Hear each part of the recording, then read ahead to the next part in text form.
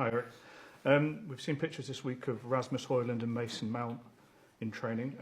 Will they be fit to start at Crystal Palace?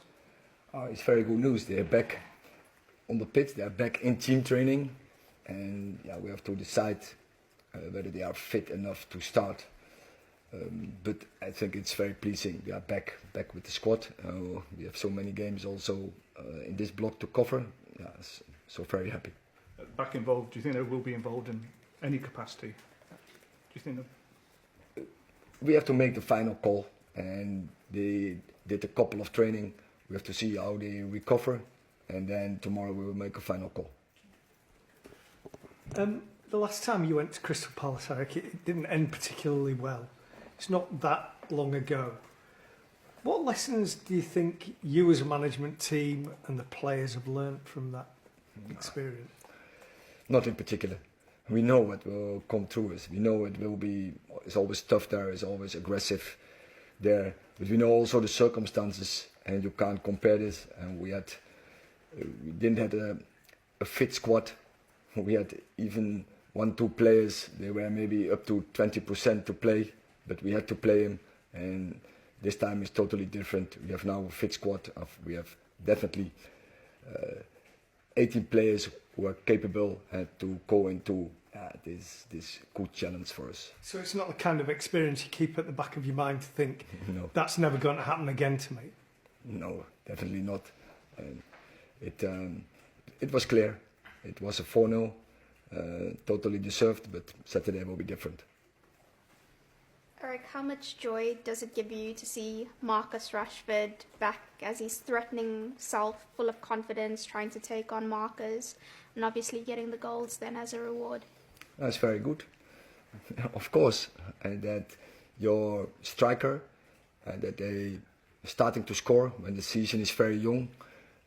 Strikers, they need that belief, and we have now a couple of players who are in the meanwhile on the scoring list. And this is very good for a team because that will strengthen their belief, and they will go for more, and they will come more goals now. Sure. Erik, you mentioned about Højlund and Mount, and in their time at United, they both had a few injuries. How much do they need a run of fitness really, and therefore you've got to be a little bit careful? Yeah, careful in top football. You always go through boundaries. So it's not avoidable, but when you have a full squad available, then it's more easy to manage the load. And when you are in circumstances like last season, and there is a need to play, and then also you have to overload them. So we hope we can integrate them in a very careful way. Since the game we were talking about at Crystal Palace in May, I just wonder how much progress do you feel has been made with the squad overall and the team? How different will this United be to the one that ran out at Sellers Park in May? Yeah, maybe you can also compare it with the FA Cup final. I don't compare it, and because the circumstances in that moment in the season, I would say from February on, we had to every time to find 11 players who can construct a team, and now we are in a different place. We have 18 players, and we can pick a team. Thank you. Erik, there were a lot of talk of Anthony before the game on Tuesday. Is that the reaction that you wanted from him to see the way he performed? I think every player should give those reactions. You have to train hard. You have to perform in training. You have to earn the right to play. And when the moment is your chance, you have to take him. But the manager can only pick 11 players, and then can make 5 subs.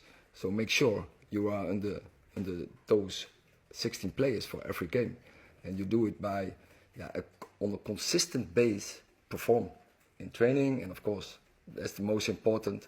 When the chance is there, you have to perform in a game, and you have to contribute to a winning team.